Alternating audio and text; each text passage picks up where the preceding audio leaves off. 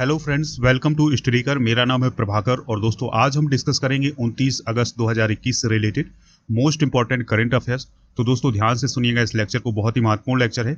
इसके एंड में आपसे कुछ क्वेश्चन पूछे जाएंगे जिनके आंसर आपको कमेंट बॉक्स में देना है। इसके अलावा हम जीके डोज के भी क्वेश्चन डिस्कस करेंगे दोस्तों, जिसमें हम जीके का रिविजन करेंगे। तो चलिए फ्रेंड्स, रोज की तरह डिस्कस करते हैं आज का मोटिवेशन।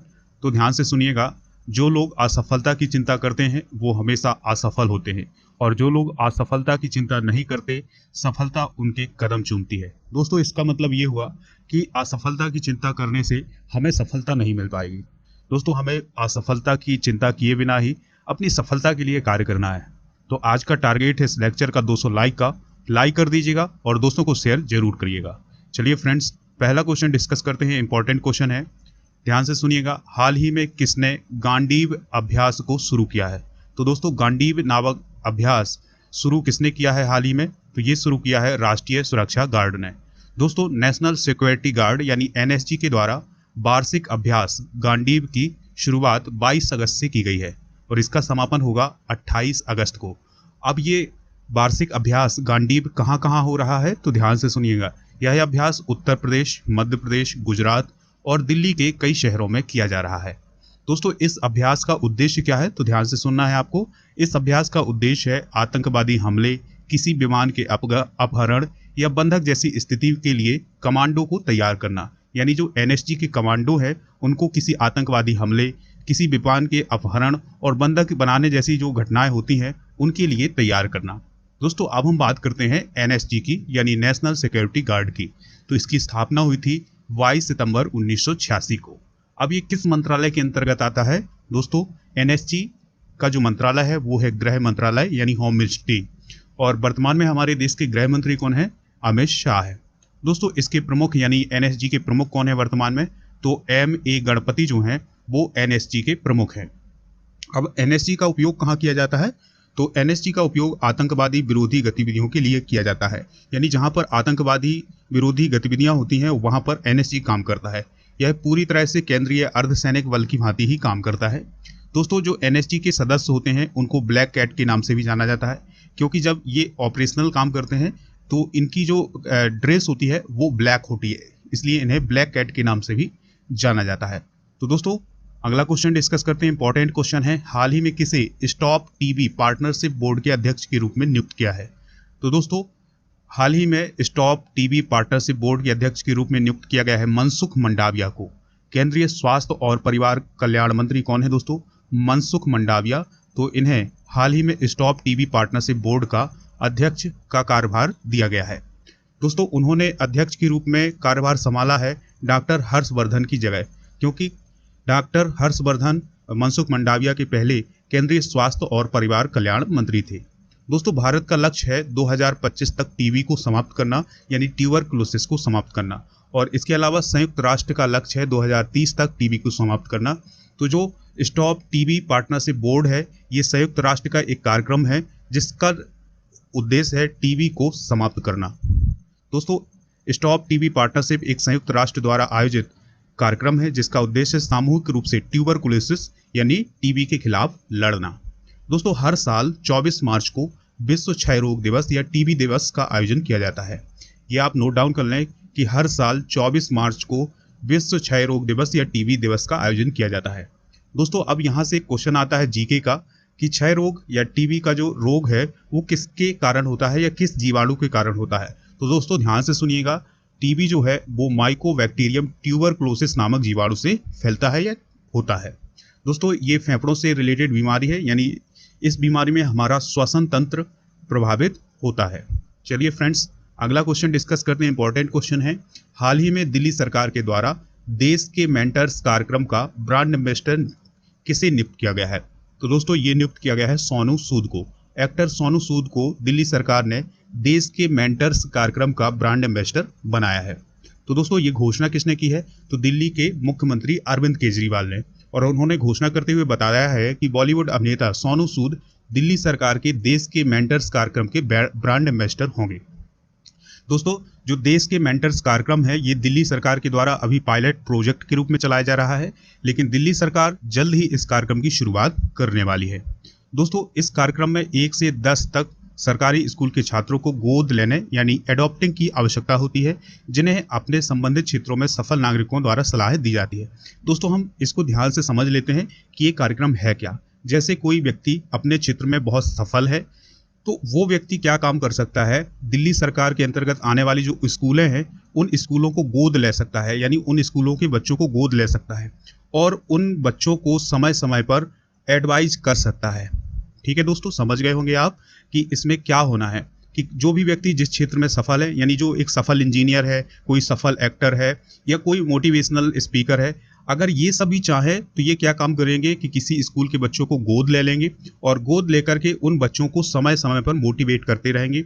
उनकी जो समस्याएं हैं और जो कैरियर से रिलेटेड जो भी समस्याएं हैं उनको वो डिस्कस करेंगे। तो दोस्तों यह है देश के मेंटर्स कार्यक्रम। तो दिल्ली सरकार ने सभी लोगों से अपील की है कि जो भी अपने क्षेत्र में अच्छा काम कर रहे हैं वो इस कार्यक्रम से जुड़े और बच्चों को मोटिवेट करें और उनकी जो समस्याएं हैं उनको सॉल्व करने का प्रयास करें।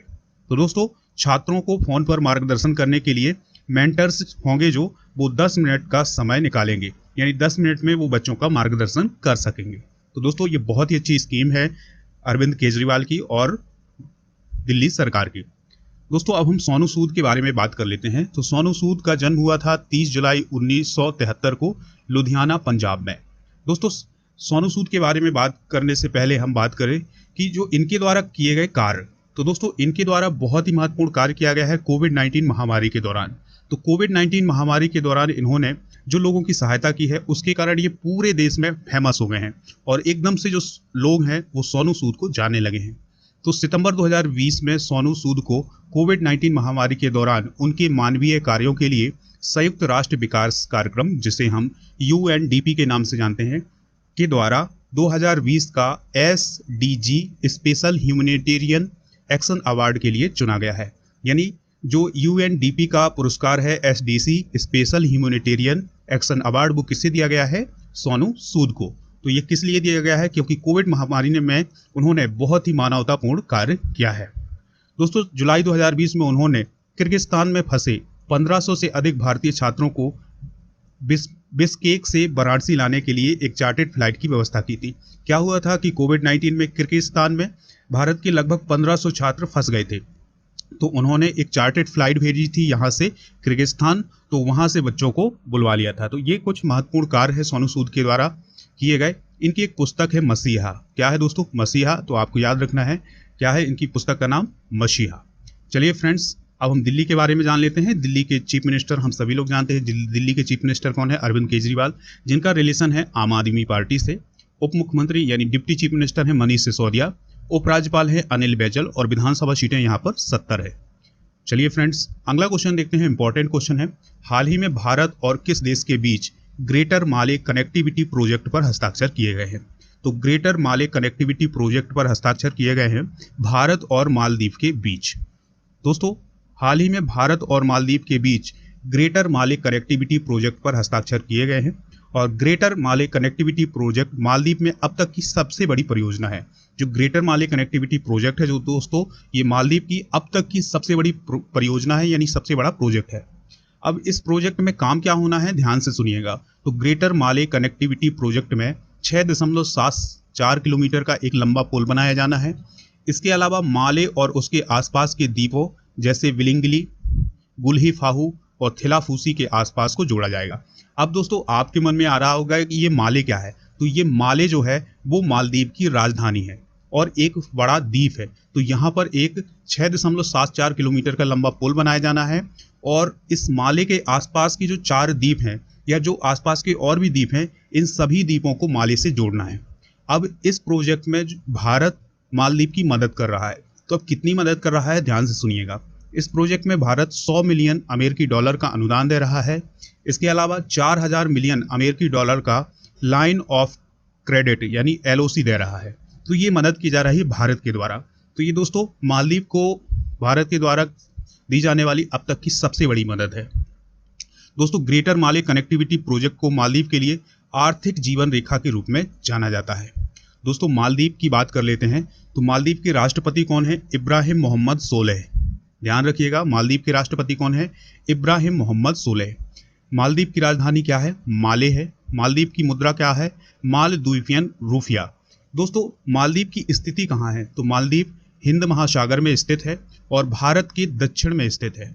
और दोस्तों बात करें मालदीव की, तो मालदीव जनसंख्या और क्षेत्रफल की दृष्टि से एशिया का सबसे छोटा देश है और यह कई द्वीपों का एक समूह है। और सबसे बड़ा जो द्वीप है इसका दोस्तों ये है माले। तो इसी माले पर होना है कार्य, यानी यहीं पर एक पुल बनाया जाना है और माले के आसपास के जो छोटे छोटे द्वीप हैं उनको कनेक्ट किया जाना है, यानी उनको जोड़ा जाना है। तो चलिए फ्रेंड्स अगला क्वेश्चन डिस्कस करते हैं। इंपॉर्टेंट क्वेश्चन है ये भी। हाल ही में किस मंत्रालय के द्वारा नई ड्रोन नीति 2021 को घोषित किया गया है? तो दोस्तों हाल ही में नागरिक उड्डयन मंत्रालय के द्वारा नई ड्रोन नीति को घोषित किया है। नागरिक उड्डयन मंत्रालय ने ड्रोन नियम यानी ड्रोन नीति 2021 को घोषित किया है। इसके पहले जो नियम थे उसको क्या कहा जाता था? मानव रहित विमान प्रणाली नियम, जिसको निरस्त कर दिया है और उसके स्थान पर ड्रोन नियम या ड्रोन नीति को लागू किया गया है। तब ड्रोन नीति की कुछ महत्वपूर्ण विशेषताएं हैं तो इनको भी हम जान लेते हैं। दोस्तों ड्रोन को उड़ाने के लिए हमें सरकार की अनुमति होती है, लेकिन सरकार ने कुछ नियमों में अब छूट दे दी है। जैसे हम कोई ड्रोन उड़ाते हैं तो उसके लिए हमें अनुमति लेनी पड़ती है, लेकिन सरकार ने अब कुछ छूट दे दी है। तो वो कौन कौन सी छूट है उसको हम देख लेते हैं। दोस्तों पहला पॉइंट है शुल्क की मात्रा नाम मात्र हो गई है और ड्रोन के आकार से अलग हो गई है। दोस्तों पहले क्या होता था कि जितना बड़ा ड्रोन होगा उतनी अधिक शुल्क लगती थी, लेकिन अब उसके आकार से कोई लेना देना नहीं है, बल्कि जो शुल्क है अब बहुत कम हो गई है। दोस्तों ऐसा कहा जाता है कि अब जो शुल्क है लगभग 3000 रुपए से 100 रुपए हो गई है। यानी पहले 3000 तक की शुल्क लगती थी, लेकिन अब ये शुल्क 100 रुपए तक हो गई है। दोस्तों इसके अलावा क्या है कि ग्रीन जोन में ड्रोन के संचालन के लिए किसी की अनुमति नहीं होगी। यानी जो नागरिक उड्डयन मंत्रालय के द्वारा जारी किया गया जो ग्रीन जोन है उसमें अगर आप ड्रोन उड़ा रहे हैं तो उसके लिए किसी की अनुमति की आवश्यकता नहीं है। अब ये ग्रीन जोन क्या होता है? तो ग्रीन जोन का मतलब है 400 फीट या 100 मीटर ऊंचाई तक का हवाई क्षेत्र। यानी आप 400 फीट या 120 मीटर की ऊंचाई तक ड्रोन उड़ाते हैं तो उसके लिए आपको किसी की अनुमति की आवश्यकता नहीं होती है। इसके अलावा हवाई अड्डे की परिधि से पीला क्षेत्र 45 किलोमीटर से घटा करके 12 किलोमीटर कर दिया है। पहले क्या होता था दोस्तों, अगर कहीं हवाई अड्डा है तो उसके 45 किलोमीटर तक कोई भी ड्रोन नहीं उड़ाया जा सकता था, लेकिन अब इस परिधि को घटा करके 12 किलोमीटर कर दिया है। यानी अब आप हवाई अड्डे के 12 किलोमीटर तक कोई ड्रोन नहीं उड़ा सकते हैं, उसके बाहर आप ड्रोन उड़ा सकते हैं। इसके अलावा अगर कोई ड्रोन नीति का उल्लंघन करता है तो इसमें जो अधिकतम जुर्माना है वो 1 लाख रुपए तक कम कर दिया गया है। तो दोस्तों ये है कुछ ड्रोन के नियम, यानी इसमें जो ड्रोन नीति है बहुत ही सरल बनाई गई है और बहुत ही उदार बनाई गई है। दोस्तों केंद्रीय नागरिक उड्डयन मंत्री कौन है वर्तमान में? तो हमारे देश के केंद्रीय नागरिक उड्डयन मंत्री है ज्योतिरादित्य सिंधिया। चलिए फ्रेंड्स अगला क्वेश्चन डिस्कस करते हैं। इंपॉर्टेंट क्वेश्चन है ये भी। पंजाब और चंडीगढ़ का अतिरिक्त राज्यपाल हाल ही में किसे बनाया गया है? तो पंजाब और चंडीगढ़ के अतिरिक्त राज्यपाल के रूप में नियुक्त किया गया है बनवारी लाल पुरोहित को। तो तमिलनाडु के राज्यपाल है कौन? बनवारी लाल पुरोहित। तो उन्हें पंजाब और केंद्र शासित प्रदेश चंडीगढ़ का अतिरिक्त प्रभार सौंपा गया है। दोस्तों इसके पहले बीपी सिंह बदनौर पंजाब के राज्यपाल हुआ करते थे और चंडीगढ़ के प्रशासक हुआ करते थे, लेकिन अभी वर्तमान में बनवारी लाल पुरोहित पंजाब के अतिरिक्त राज्यपाल हैं और चंडीगढ़ के प्रशासक हैं। दोस्तों अब हम आज के जीके डोज की बात कर लेते हैं। तो जीके डोज में हम 10 प्रश्नों को डिस्कस करेंगे जो कि जीके से रिलेटेड होंगे, तो ध्यान से सुनिएगा। पहला क्वेश्चन है विश्व का सबसे बड़ा महाद्वीप कौन सा है? तो एशिया महाद्वीप है। हैदराबाद किस नदी पर बसा हुआ है? तो दोस्तों हैदराबाद मूसी नदी पर बसा हुआ है। अगला क्वेश्चन है विश्व में चांदी का सबसे बड़ा उत्पादक देश कौन सा है? तो यह है मैक्सिको है। दोस्तों क्षेत्रफल के अनुसार विश्व का सबसे छोटा देश कौन सा है? तो दोस्तों वेटिकन सिटी है।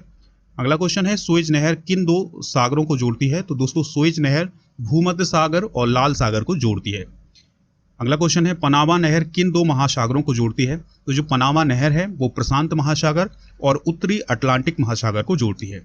अगला क्वेश्चन है भारत के संघीय क्षेत्र दादरा और नगर हवेली की राजधानी क्या है? तो दादरा और नगर हवेली की राजधानी है सिलवासा।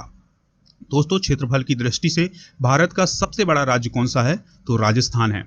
अगला क्वेश्चन है, ये क्वेश्चन हमेशा क्वेश्चन आपके प्रश्न पत्र में पूछा जाता है, तो क्या है क्वेश्चन? पृथ्वी दिवस कब मनाया जाता है? तो पृथ्वी दिवस 22 अप्रैल को मनाया जाता है। अगला क्वेश्चन है फूलों की घाटी किस राज्य में है? तो दोस्तों फूलों की घाटी उत्तराखंड में है। तो ये थे कुछ जीके के महत्वपूर्ण क्वेश्चन, इनको आप नोट डाउन कर सकते हैं। चलिए फ्रेंड्स अब हम उन प्रश्नों की बात करते हैं जिनके आंसर आपको कमेंट बॉक्स में देने हैं। तो ध्यान से सुनिएगा। पहला क्वेश्चन क्या है, मालदीव की राजधानी क्या है।